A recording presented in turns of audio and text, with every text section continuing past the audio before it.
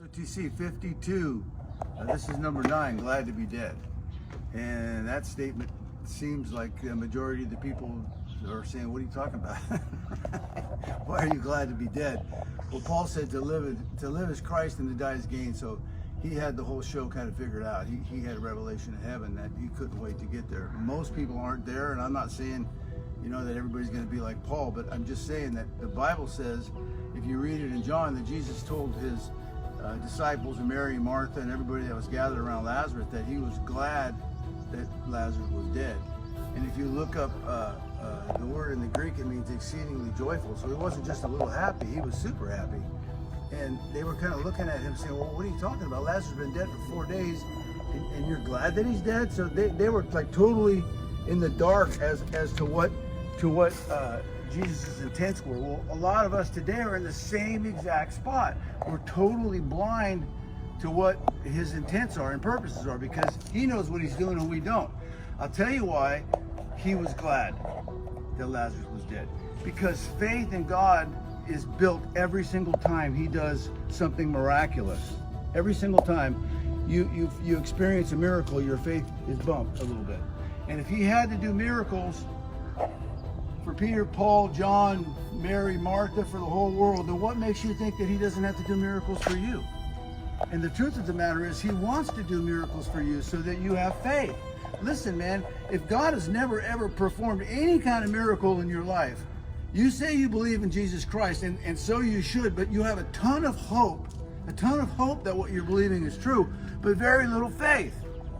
When you experience the supernatural that enters in from outer space, somewhere we don't even know where it comes from out of the blue, and a miracle happens for you, that hope translates into faith.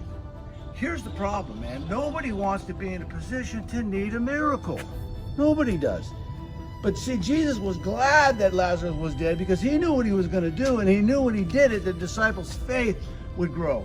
And you may be confused by the fact that you think Jesus may be glad that you're in a tight spot, but he is, because he's about to move on your behalf so that your hope goes from hope to faith.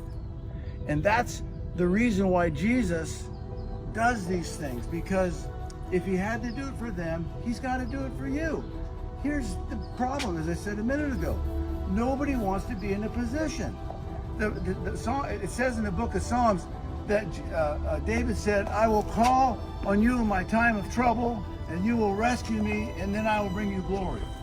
Everybody wants to go to that third part, bring God glory. They all want to go in church with the pointy haircut and the goofy brown boots, and they want to jump up and down, and they all want to go to the glory part, but nobody wants to deal with the trouble part. Well, check it out. This is real short, real simple, and you either move with it or you don't. Check it out.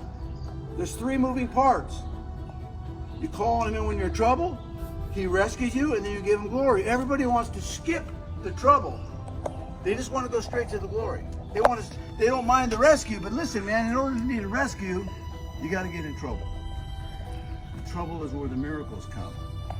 So today, if you're looking at a situation that's coming your way and you're saying, hey man, no, I don't think I want to mess with that because I can see trouble coming if I get involved in this. It may be the very opportunity that you need. It's the very thing that's been designed by the creator of the universe to put you in a space to where he can show up and do a magnificent miracle and take your faith from here to here. So then you can get out and push the kingdom like a real soldier and not a toy soldier.